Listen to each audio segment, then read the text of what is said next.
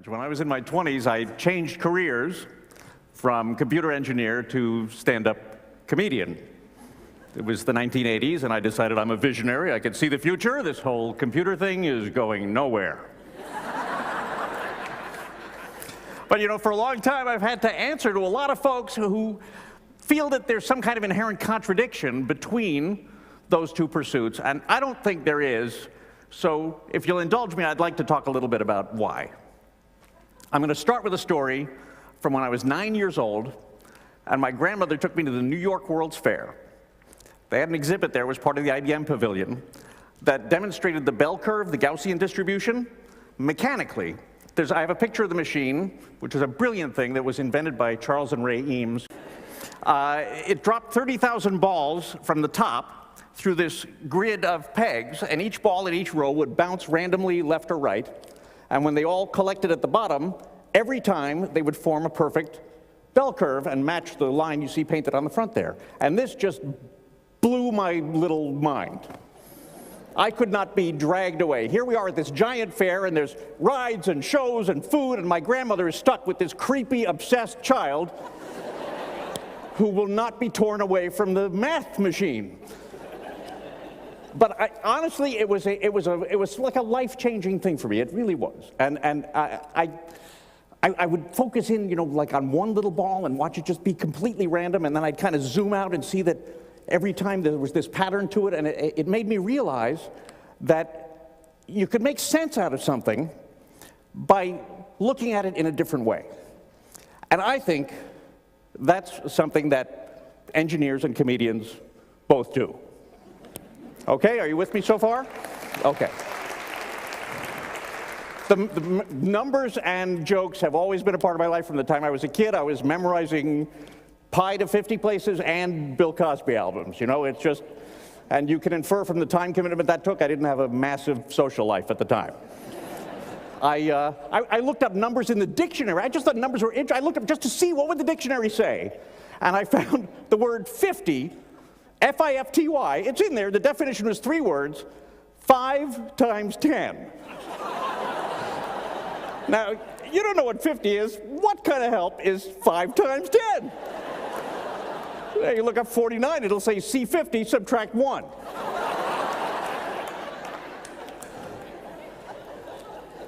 In any event, I did grow up to become an engineer. I went to work for a mainframe manufacturer in New Jersey, which was fantastic. It was like Oz to me. I got to play with these giant computers. It was like the ultimate mega probability machine. It was fantastic.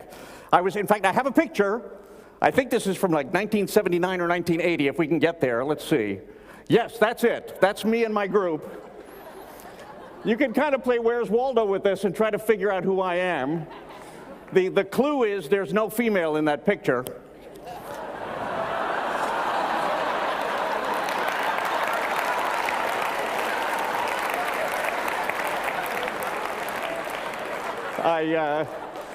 Little randomness going on with the hair there too, I think. Yeah, it was I was a very early version of the crazy programmer. I was, you know, socially awkward, hyper-caffeinated, pulling all-night coding marathons, and basically kind of Mark Zuckerberg without the money, if you want to think of it that way. But I started moonlighting as a comic. I was going out, and let's get rid of that, oh my God.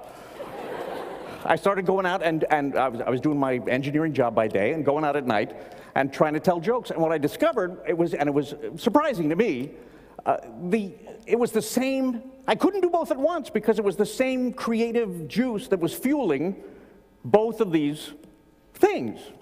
I'd squeeze that lemon so hard all day doing programming, I couldn't get out and be funny at night. So I quit my day job, became a comedian, did all the TV shows. Next thing you know, I'm touring all over the place. And in every town, I would do these interviews, and every time they wanted to write the exact same story, which was, you know, nerd loser engineer blossoms into fabulous TV comedian. It's impossible. How can that be? It's so crazy. It's an ugly duckling. It's a caterpillar, a butterfly. It just couldn't be. And I, having no character at all, played right along. Well, I looked around the office and I realized I was the only one with a personality, you know. Which is, you know, it's a cheap joke, and And it's just not true. The people I worked with were creative and smart and funny and great, you know? And I think when we pigeonhole people like that, it makes me think of the bell curve again, because you take the distribution of possibilities of everything somebody could be, we collapse it down to this one thing that's the average in the middle, we decide that's our answer, and we move on. And more often than not, just mathematically even, we're just wrong. And I think it affects the way we see ourselves and the way we see other people. There was a story about, there was a study, it was like, I think it was in 2007, it got a lot of attention about American high school girls and math. And they said that the girls weren't pursuing math in the United States as much as in other countries and as much as the boys because they felt that being good at math was a masculine quality. It's that same stereotype. And by the way, I would have loved to have known that because I was in high school. I was amazing at math. I don't recall any girl ever expressing any idea that she felt it was a masculine quality, I'll just say.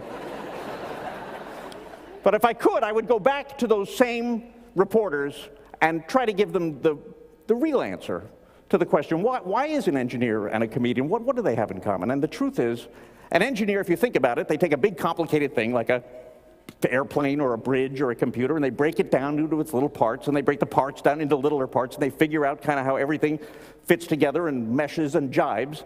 And when you apply that kind of analysis to life and the world, what falls out is the inconsistencies and contradictions and paradoxes, and those are the jokes. And much of what I do, I'm often starting off with a science question. When my wife was pregnant, we had to have the amniocentesis. And I asked the doctor, well, how does this work? I have a background in science. Explain it to me. He said, well, we get some cells, we grow them in a dish, when we have enough of them, we can tell if the baby's going to be okay. I said, how long does that take? And he said, I swear to God, 14 business days.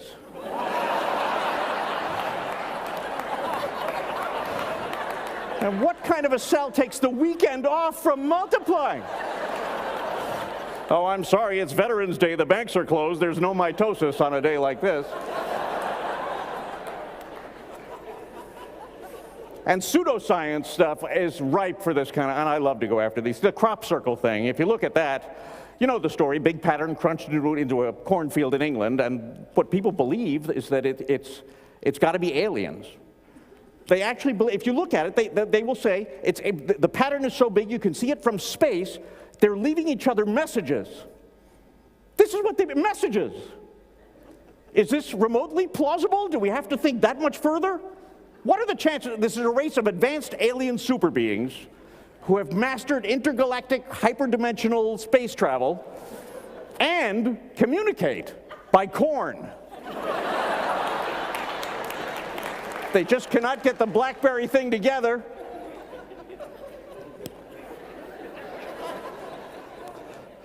So, you know, let me just say this. Those stereotypes that I'm talking about, I think these things are ephemeral, and the proof is, look at how it's changed. The time that I quit my job to go be a comedian, at that time, being a computer programmer was the dumbest, boringest. You know, the computer, who needs that? Why would you have some boring, stupid thing? You're going to be a comedian? Really? What's that? How do you do that? Where are you going to go? How does that happen? Are you going to go on the Johnny Carson show? Tell me more. Today, Bill Gates is the sexiest man alive. And when you say, I'm a comedian, people go, oh yeah, my sister's ex-husband did that for a little while.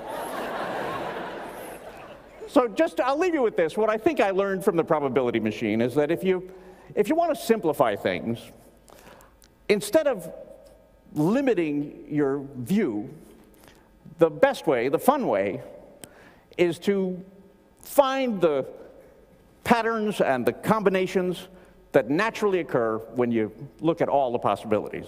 Thank you very much.